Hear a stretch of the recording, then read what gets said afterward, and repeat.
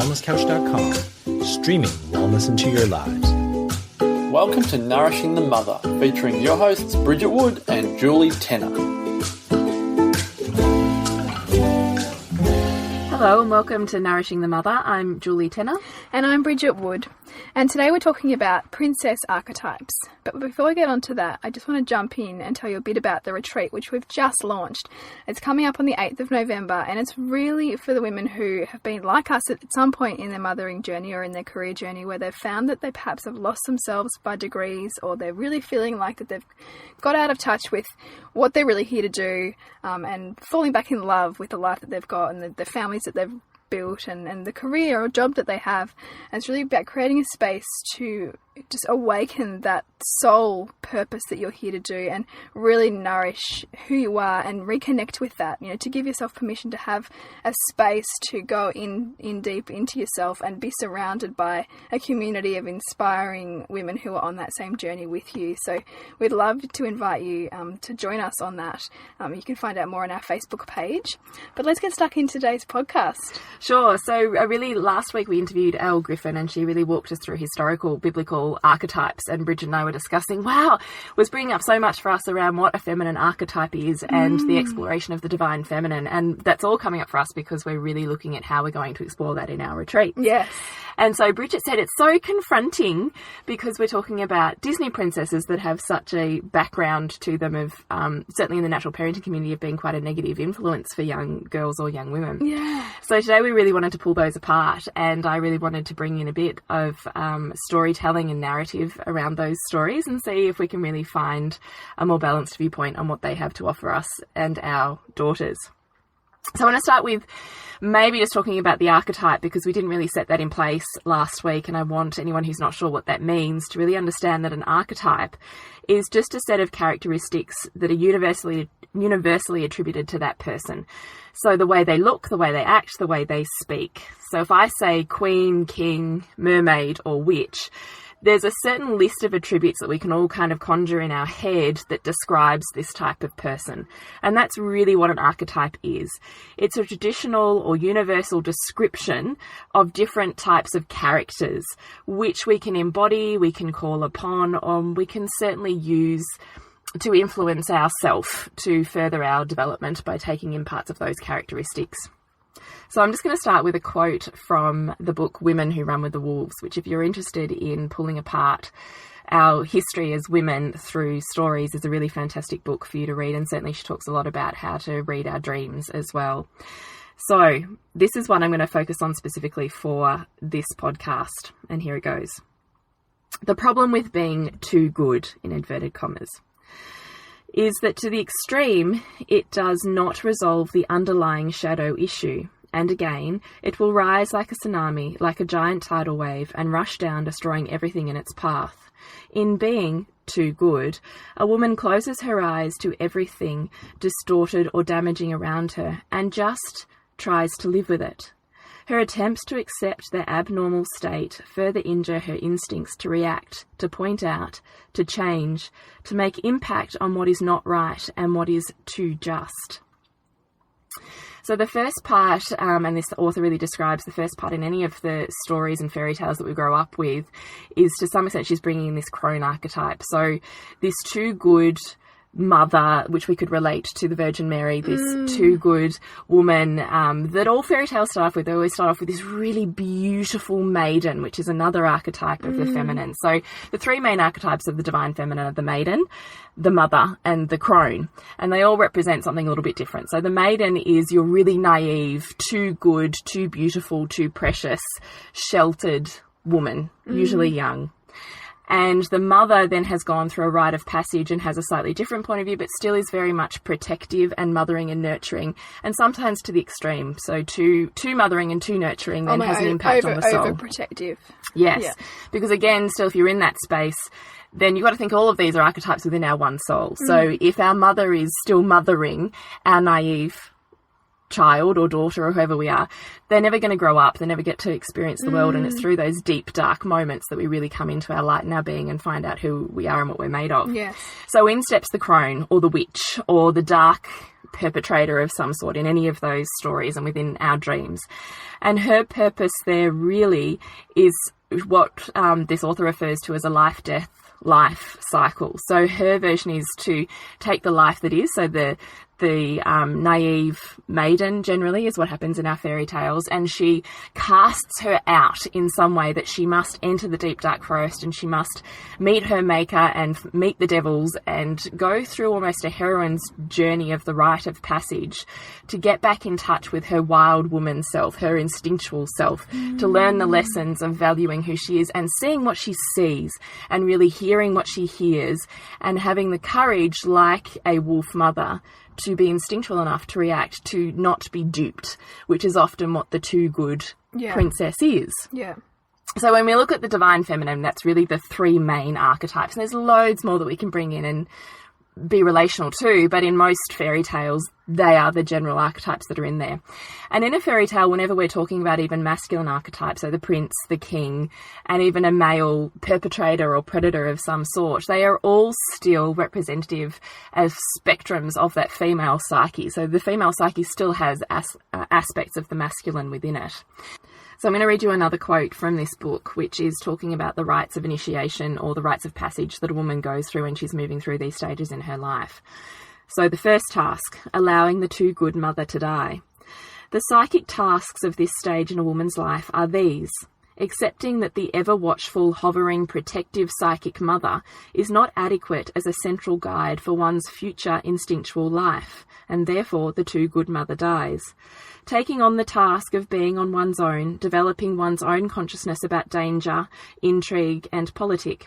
Becoming alert by oneself, for oneself. Letting die what must die. As the too good mother dies, the new woman is born. When a woman's instinctual nature is strong, she intuitively recognizes the innate predator by scent, sight, and hearing, anticipates its presence, hears it approaching, and takes steps to turn away. In the instinct-injured woman, the predator is upon her before she registers its presence, for her listening, her knowing, and her apprehension are impaired, mainly by interjects which exhort her to be nice, to behave, and especially to be blind to being misused. Though there be injury if a woman is captured and or tricked into remaining naive and compliant, there is still left adequate energy to overcome the captor, to evade it, to outrun it, and eventually to sunder and render it for their own constructive use. So I find all of this really influential in terms of talking about, well, one, the rites of passage, one, getting back in touch with the divine feminine, but also this concept of the instinct-injured woman, which is where I see so many of our women friends, of our daughters sitting, is how do you teach your daughter to be compliant and nice and kind and good, but also offer her the path and the tools to being instinctual so she has the ability to self-protect, to know the predator, and to have the resources and the strength to evade that. To me, it comes back to intuition, and unfortunately it's one of those things which we have lost, over time. All of us have in the kind of society that we live in, the culture we live in, that's that disconnection. When you're in a place of disconnection with yourself, then it's much more tricky to awaken intuition. What's intuition versus fear? And a lot of people sit in a fearful state of mind, and that's kind of what bursts that mother who is overprotective, because everything is to be feared, which is then projected onto the child, which then creates a child who is anxious and who continues to stay naive. If that is the case, there's no strength out of adversity in that, because there never is adversity. It's constantly going to be avoided. It's that whole cotton wool concept. So this book, Women Who Run with the Wolves, really talks about, it's really, the whole book is about the wild woman archetype, and the wild woman literally represents the instinctual woman. So what is the spectrum of the instinctual woman? Where historically has she sat and been revered, and what's happened in our culture that we've moved away from it and hence become instinct injured? So that's all hugely interesting. I really wanted to sit with that first so that we really understood what I was talking about when I look at these stories as being representative of these life cycles in a woman's psyche, so that we could really sit in a place with that when we were looking at it. So I think we might start with The Little Mermaid, because that's what I've got first here on my notes. So The Little Mermaid really can be deconstructed as a story if you're really wanting to look at a positive out of it, which is she puts herself outside her comfort zone to really experience life and love. Water traditionally is a symbol for the feminine subconscious, and not only is she living in a body of water, so living in the divine feminine, but she's living really deep in it, in a place that's so mysterious we don't know about in the real world. So it's really that call, which you'll see in so many traditional storytelling, of a woman diving deep beneath the waters and living and surviving, really coming back home to her nature, her instinctual nature-nurture place. That's really what that deep, spiritual, mysterious, mystical place is. So I really look at The Little Mermaid as one being, at the point, being born into a body of the feminine where she's able to really sit in where she's come from and who she is. And even the visual representation of her character with having the voluptuous, the huge... She's very sensual. And the red hair, the choice of giving her red hair, which has such connotations, doesn't it, in terms of, the fiery feminine. Yeah, it's really true. And that feminine strength. Totally true. This is what I love looking at it for. So in the end, she strikes a really painful bargain with the witch, which obviously is representative of the crone. So these are all, you've got to look at these as all aspects of her or in the story, this one woman's psyche. So she's the too good, naive maiden in the story. And she knows that there's something she knows she's not supposed to. She's supposed to be a good girl and stay under the water and not venture out. But there's something in her psyche that calls to her to enter the deep. Well, not really in this case, I suppose, isn't it? To resurface, to come back to her instinctual nature. There's something that's calling her to go a place she's not supposed to go. And she does. And she finds something really intriguing there that she wants to experience and knows that she can't if she stays connected to where she is now. So she chooses to disconnect. So in doing this, the crone offers her the opportunity to flicker out. So she literally tears her from her comfort zone, tears her, her ability to survive where she is away from her, and throws her into the deep end, into, her heroine's journey into a place that literally is physical world, and she has to learn how to walk like an infant in the masculine. So the physical world is very much a representation of the masculine. She has to learn to walk like a babe. She doesn't even know how to do it. She has to find her way through the masculine. And this is the starting of her heroine's journey, is how does she come from what she's known and what she's been into, thrown into the other extreme of that, and she has to really go on a heroine's journey, which is always going through the deep, dark forest or the trials and tribulations of that journey to get out of it the gold out of whatever that experience is. So she does. She enters the physical world, she learns to walk, and then there's the prince. So the prince in this archetype, as I've got to remember, is kind of like the naive maiden. So in his masculine, he's very easily duped, kind of like the too good father or mother. The father in particular, the father archetype is very protective and physical, but unaware of the intuitive underpinnings, I suppose, of things that happen in the story. So he tends to not be present to a lot of those things. A little bit simplistic in a way. Yeah. So the prince is, duped by the witch, which here represents the devil or the underworld or the dark that seeks to keep the conscious under her control. So the too good naive maiden must die in order for her to find her strength and power and be who her soul really calls her to be. And in the end, that's what happens. She goes through trials and tribulations.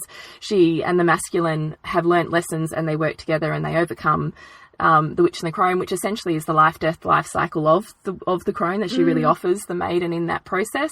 And they marry, which is, traditionally, literally, as we talked about even in last week's podcast, in a sexual sense, it's even just the union of the masculine and the feminine with new knowing. Yes. So it's moving from being naive to a knowing woman. It's a really lovely symbolic overview of what that story represents. I love that, because it really is, and perhaps in some ways that witch or the crone can be seen as a representation of her own shadow side, because they are all reflections of her that she's journeying. It's exactly right. That's what I really want you to look at with all of these stories, is they're not actually individual characters. They're all part of the one psyche. Yes. And if something's out of balance, or women need to get back in touch with their instinctual selves, and the only way to do that is through a journey in a life-death cycle. And so the crone comes in almost as the baddie, but always she's the one that saves the woman in the end because of the baddie experience. Yes, she actually needed that. Yes. Well, as you explained that, I really thought it's really wise to come back to how you sit in your body when you're watching films and, or any kind of program or any kind of reading books, anything any kind of media, I guess, that you're exposing yourself to, because those stories and those archetypes and your reaction to those is such an insight into the things that you're working on within yourself. Like, 'cause I know I've watched films like that before, and, you know, you're kind of sitting in that space in your body where you're going, don't do it, you know, don't, you know, stay underwater, stay where you're safe. Stay as the naive maiden. Yes. And so that's actually an opportunity for you to reflect on yourself. Like, where are you doing that, you know, in your own life? You know, what's that? Because it's a real opportunity for learning and growth, even in sitting watching a kid's movie. Yeah, there you know, is. like I still haven't watched The Lion King since I was 10 because I was so upset by it. But there's really obviously some learning in there for me. Yeah, well, look, we could pull a Lion King part 2. We could. Let's stick with the princesses. Yes. So next I'm going to look at Rapunzel. So Rapunzel, really out of that story, I think what you can gift your girls is that she really creatively thinks outside of the box. So creativity is really not necessarily just artistic creativity, is the ability to think in different ways and outside of the box. Solve. Yeah, problem solve in many different ways, exactly. So we can look at what she's locked in a tower, which is really putting her on a pedestal, the pedestal maiden. She's really totally untouchable. She's completely perfect. She's too precious for the real world. And so the representation there is that feminine wants to keep that. They want to protect her and keep her perfect. But ultimately that's never going to work. It's never going to happen because we all need to break free and move through back to our instinctual wild woman selves. So she knows that she's yearning for more experience, and it trots in the way of this prince riding past and finding her. And that's part of, again, that masculine calling back to a physical sense and a journey and a heroine's path. And so he provides the impetus, I suppose, for her to want to be thrown out. And then we see the witch and the crone. So she forces the maiden to die in order to be reborn a new woman. So in that story, there's very much this omnipresent witch who, in a way, has tried to keep her trapped and safe, but in another way, in doing that, has forced her out of that bubble to go on her own heroine's journey. And obviously in the original fairy tale, she then is cast off and the prince becomes blind, and it's actually those journeys as their own.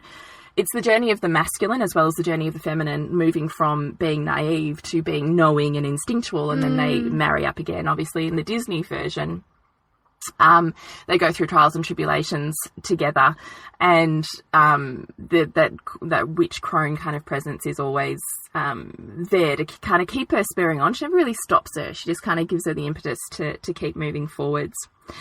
So then if we look at Pocahontas, which I actually really like, and even growing up I remembered loving her story, what I love about that is that she really brings with her a lot of mysticism, a lot of intuition of ancient art. She even speaks to the tree of life or the tree of wisdom, which is even represented as the feminine in a water space. So you kind of think it's actually all these extraordinary themes even in the Disney version of that. So, and what I love about Pocahontas is that her whole journey is about paying attention to the details and paying attention to her intuition. And that's what her story is. In the end, the way that she saves herself, saves her love, saves the masculine, saves her tribe, is through listening to her intuition and trusting that wild woman enough to know which path. She doesn't have to guess. She doesn't have to be told anymore. No one's controlling her. She knows where to go because she's reconnected with her instinctual self and moved through those rites of passage. So I actually really love that. Also, there's lots of animals and lots of princesses that talk to animals in those Disney versions, and animals really typically represent the wildish instinctual nature that we're communicating with. So I also love that in a lot of these Disney movies, there's so many animals and she's constantly talking to them and they're constly her friends and they're helping her, which is such a guide for our intuition, that when we choose to listen to it and communicate with it, helps us and always there, helps us and guides us. In Pocahontas, we've also seen the father type who unknowingly, again, is keeping her in her maiden state because he wants to direct her life, he wants to keep her safe, and he wants to choose the path that he believes is best for her and it should go. So there's love and there's union through connecting and listening to her intuition. The masculine and the feminine are one, and she's no longer naive and she's moved through that. Then at the very end of the Pocahontas, this is very interesting, very different to any of the other stories. At the end of Pocahontas, love leaves. The masculine takes a step away, which is also a really interesting storytelling theme in that there's this presence of protection, connection and love, but that is at a distance. It's not in a physical proximity. And storytelling wise, traditionally, that was also a sign of now the knowing woman with her new knowledge and intuition and guiding points is ready for her next step, her next leap, her next journey.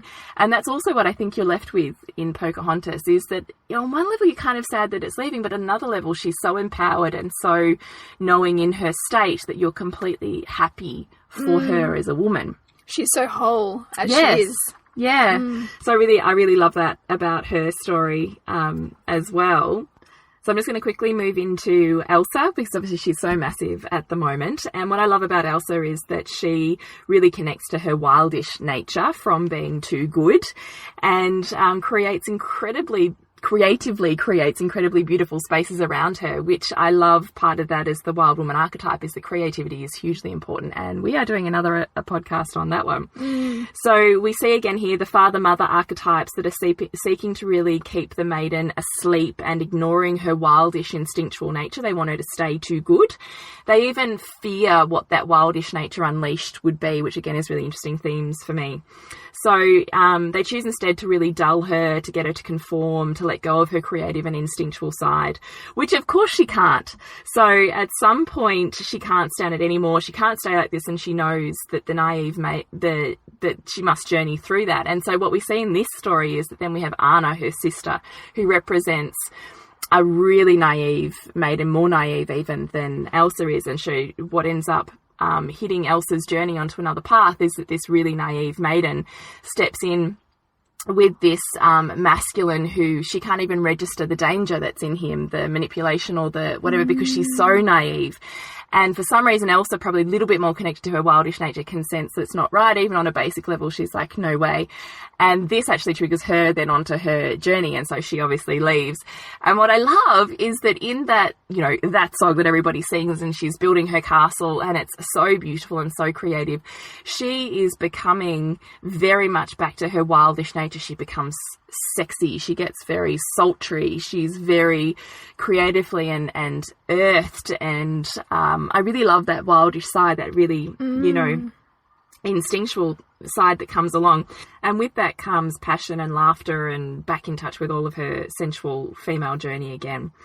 So then we see that the community then rally against that version of the woman, and they come chasing her down, and ultimately she gets knocked out. So representatively in fairy tales, when a woman enters slumber, either she's asleep from what's happening around her and she's in the very naive state, or it can be representative of she's in the underworld journey. So she's journeying some really deep, dark stuff, and she's trying to reconcile within her psyche where that fits so that the new woman can be reborn.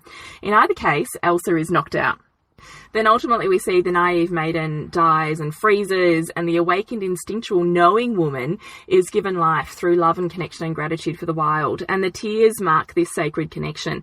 So tears are also historically in storytelling seen as holy water, as healing, as nourishing, and certainly a way that the devil can't even accept tears. So tears have always been even a sacred circle space.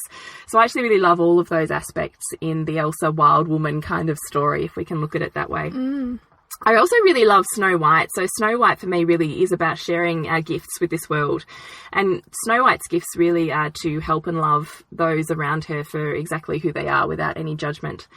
So again, we have the theme of the maiden and the crone who wants her death and employs the masculine, who again is unseeing and unknowing. But instead of causing her death, he sends her fleeing into the forest. And the forest is always representative of the underworld and the deep psyche as well. So she has to face the devil. She has to get through the really scary stuff to find the gold. And when all seems lost, the maiden finds safety with a multifaceted version of the masculine. So she's got 7 little dwarfs, 7 versions of the masculine, and all who she spends time with, she lives with, she learns from, and she nurtures, which is fascinating. So she becomes safe again, and again we see this theme of the crone coming up. So again, she's a bit too safe. She's staying there too long. She's not going on her journey. So the crone comes in again, and the crone really pushes her back again into the life-death life cycle, because she needs to let go of some stuff so that she can really move to where she needs to be. And we see the apple. Now the apple is really interesting, and I'm going to read another quote from the Women Who Run with the Wolves book, because she talks a lot in this about apples, and I actually really love this particular quote.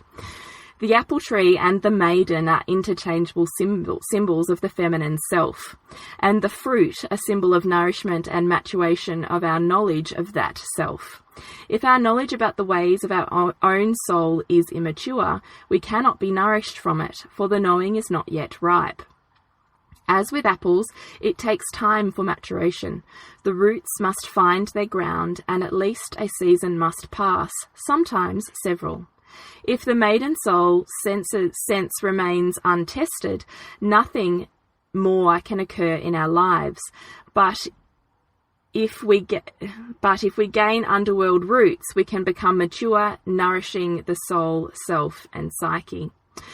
So I really love this whole concept about the apple really being an interchangeable symbol with the maiden. So it's fascinating to me that the crone offers her an apple to bite, that it really is poison to her soul, which in itself I find really fascinating. So she can't resist it. And that again is really interesting, that there's something in that, again, crone offering of here's your next journey, but it's scary and it's big and it's deep. Do you want to bite into it? Yeah. She can't resist it. She does. She bites it and she falls asleep and she's seeming dead. So again, this is another theme of she's in the underworld. She's processing and reconciling what's going on, and she's assumed dead to everyone around her, which is again really, so the masculine around her sees her as dead, which is really fascinating as well, because she no longer represents the maiden. The maiden's died and she's reconciling who she now is. So it's also what we often see, the death time of solitude to reorder all that's learnt, and so that they can be born again. Then we have the prince who comes trotting in, and he sees this woman lying there who's been through this death cycle, and he falls instantly in love with her. And he kisses her, and we see the union of the new knowing woman and the new knowing masculine coming together and riding off for a happily ever after, which again is a beautiful representation of the feminine journeying the heroine's journey. Yeah. And really the masculine is not the prince in the white chariot running in to save her. It's her representation of the masculine and the uniting of those two aspects within her psyche, which I think then completely shifts the way that we can look at those stories, rather than being... They're being simply that the kind of the vulnerable woman needs saving. The white knight syndrome. Yeah. It's not that at all. No, it's much woman, more complex and richer than that, isn't it? Yes, and the woman saves herself ultimately, and the prince is just representative of the masculine version. And also the transition that she's made to awaken that part of herself, and therefore ultimately get what she in the end desired. Yes, absolutely. So the last one I thought we'd touch on would be Sleeping Beauty. So for me, Sleeping Beauty is all about seeking your soul's purpose and really working bravely to live that. So the maiden, again, we see she's too good, she's too perfect and too naive. We have 3 good fairies. 3 is really interesting because 3 comes up a lot in wishes, in stories, in, fables, and 3 really is representative of try once, it doesn't work, try twice, and for some reason it doesn't quite hit the nail on the head, but 3 times. That 3rd time, sweet, that's where it happens. So we see that the 3rd fairy comes to cast her spell on this child, or her wish or her gift to this child, but gets stopped by the witch, which is the crone, which is again really interesting. And the crone speaks in this tone and says, she will be drawn into a death and there's nothing you can do to stop it, which is interesting because she's again talking about the maiden and the too pure self absolutely having to go on that journey. There's no way that she can't. Yeah. And then the 3rd fairy comes in and goes, okay, well, she's not really going to die, but she'll be able to live with it in some way. Right, yeah. And so then we see the mother and father are seeking to keep the maiden sleeping, in a sense. And so they send her to live in the forest, which is interesting because the forest is very much the subconscious as well. So they want to keep her protected and still too mothered and still too perfect, but at the same time they sent her into the subconscious in a way, and she's surrounded again by animals, which again is her intuition. So we understand that there's some point in that story that she's reconnecting with some of those wild woman intuitive kind of pathways. And funnily enough, in this story, it's the animals or her intuition or her deep knowing, whatever you want to call it, that lead her to the prince. So she doesn't find the prince doesn't happen upon her. Her guides lead her to her fate. And the prince becomes a focal point for her rescuing herself in the end. So the masculine, again, we see is in the end lured by the crone. So the crone is irresistible. The maiden dies in the journey into slumber and into the underworld. So again, she absolutely can't stop that journey of that spindle. She knows she has to seek it out. She doesn't know why. It's an unconscious driver, but she has to reach the edge of the forest, the dark point of the woods, enter that subconscious slumber, because she knows it's her fate if she's ever going to come out the other side. And she does. And she pricks her finger and she dies. The too good maiden dies, because now, like Eve who ate the apple, she knows too much now. Yes. It's kind of this initiation into the knowing of the wild woman. And so she falls asleep.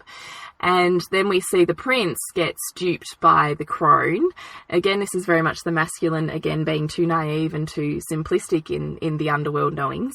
And he then has to go on his hero's journey. So the masculine then has to grow up. So we see him fighting and, you know, getting out of all sorts of dangers and dramas, and the dragon. And, you know, we could certainly talk about all of those symbology. And in the end, he fights through all of those. He's grown up, he's learned some lessons, he's proved his love and his devotion to this new woman, and he enters her space and he seals their union with a kiss. And that's the connection and conjunction between truth and love, the union of the human soul and the human spirit with the divine. That's essentially what historically a kiss meant. It's the union between the masculine and the feminine, and the union of that creates the perfectness of the divine. So I feel like fairy tales never actually meant to disillusion young girls, but they're really meant as tasters, as versions to inspire women, or for young girls to know in their knowing that there's a journey for them, that the dark stuff is always where the gold is, and that their journey ultimately has to be to shed those layers of the too good, too perfect, too pure, too beautiful, to really become the rich, deep, inherent knowing authentic woman. self. Yeah. So that's my brief overview of the Disney princesses and why I'm not, you know, so anti them. Yeah. But I really want to hear from you. I know certainly in natural parenting circles there's a big negative taint on Disney versions. Yeah, there really is. And I think probably that's overlaid by my studies in media and communications and cultural theory and all of that kind of stuff, which with a bit of a feminist bent at the same time, which all sort of just seems to kind of, you know, jar with the whole Disney princess theory. And I just love the way that these stories, or this way interpretation that you have, has really been able to unpack the beautiful journeys in that. And actually it kind of rebalances this perception of sort of the masculine sort of being much more kind of superior to the feminine, which is the way that a lot of people are interpreting these Disney stories, you know, that the woman always needs saving, and that this poor girl, she's this damsel in distress kind of scenario. But in fact, you know, he's almost kind of happening in the background while she's on this amazing journey of awakening, which is really what they all features are. Because the masculine always has to feature with the feminine. Yeah. But he's got to go on a journey and she's got to go on a journey before they both become knowing and they reach somewhere in the middle. I think a lot of people get really charged by the idea too about, you know, the happily ever after, you know, and people, you know, that say that never happens, you know, where's my happily ever after, you know, it's all a story. But perhaps that's because the happily ever after comes after the hard stuff. You know, well, it does comes after the work. Yes, it does, but also like in Pocahontas, it never actually ends. No. So there's constantly... A story has to end somewhere, so that's kind of, you know, that's right, the point it at which is. they've chosen to end it. Yes, it is, except in Pocahontas. When there you see there's another part to the story and you see that the journey just continues. It never actually ends. So, yeah, but I do really understand that happily ever after concept, but I think it's about shifting that to our personal happily ever after as opposed to our union with another person creates our happily ever after. Yeah. That's not what these stories designed to tell young girls. These stories designed to say when you reconcile within yourself, for yourself, on your own, with your intuition and your wild woman and all of your archetypes, feeding what you need to be fed at any given moment, that's when you are whole and you have a happily ever after, because then you are reconciled as a true, authentic woman, living in your soul's purpose in a very grounded way. It's not meant to be as simplistic as a man and a woman. Yeah, because it really, again, it's almost parts of the self too, isn't it? It's all parts of the self. Yeah, that's the whole point. And the masculine is coming in to represent that part of herself. Exactly. Which I don't think is clearly understood in terms of our interpretation, generally of those kinds of No, films. I totally agree. It's like a revelation, and I would really love our daughters to grow up with that version of fairy tales, that fairy tales are all about the heroine's journey, the journey of self-discovery, of having courage, which is to not necessarily be brave in a masculine sense, but to really sit with, courage originally comes from the Greek word kor, which means to speak one's mind from one's heart. So to be courageous enough to own your story and to love those parts about yourself and find the gold in them and speak from a heart space is a knowing woman's space. And you only get there through shedding those layers, or the life, death, life cycle. Yeah. I'd love to ask everyone who's listening, sort of, what is your view of the Disney kind of whole, I guess, entourage of films that explore these themes, and where's that come from? Is it something that's a little bit negative? Is it something that's is it not highbrow enough? Is it too mainstream? Is it too like trying to make homogenize our children into all wearing Elsa dresses, or do you have a view on it like that? Because it's a real invitation, this exploration that we've just done here, to look for the other side, to see the beauty in these stories and the opportunity for conversation that it opens up with our children, as to how they might be able to explore their own challenges, or where's the gifts in them, where's the gifts in the hard stuff for them, and also where's the knowing of the intuition. Where's the big one? Where's the path for our girls to find their way back to their inner knowing and inner guidance system? And here we have beautiful stories that can illustrate that make our hard times seem hard, but at the same time that we can sit with them and we can bear them and we can move through them. And I guess rather than labelling things, around our kids as bad, or, we don't do that, instead of it being a bit of an open conversation about, how do you feel about that, and those things that are coming up, because there's just something to learn in everything that our kids are surrounded with. And I guess the more we shut them off from those things that perhaps might be a little bit at odds with our own value system, there's always so much learning to be able to happen in that if we're having a conversation around it. That's exactly right. So I really hope that this brought some epiphany moments to you, maybe a smile or a tingle of a memory for you from your childhood. And I hope that it inspires you to reconnect with your wildish woman, with your instinctual self, and find your blessings and your gifts in your creativity.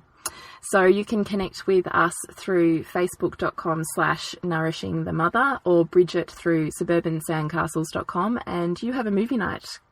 I do. I've got a couple coming up. In September, we've got the Connection, which is all about the mind-body connection. And in October, there's a film called The Empowerment Project, which is very, very current for this topic that we're talking about, which is really about helping girls and women to really awaken their kind of true selves and travel a path of often unconventional careers, and, really look at the lives of women and the choices that they're making in terms of what awakens them in their purpose. It's going to be a really great celebration of being a female. So I love that. And you can connect with me for soul sessions on naturopathicbirth.com.au. Thank you. Thank you. This has been a production of TheWellnessCouch.com. Check us out on Facebook and join in the conversation on Facebook.com/TheWellnessCouch. Subscribe to each show on iTunes and check us out on Twitter. The Wellness Couch, streaming wellness into your lives. Whilst the Wellness Couch presenter endeavored to provide accurate and helpful information to their listeners, these podcasts cannot take into account individual circumstances and are not intended to be a substitute for health and medical advice from a qualified health professional. You should always seek the advice of a qualified health professional before acting on any of the information provided by any of the Wellness Couch podcasts.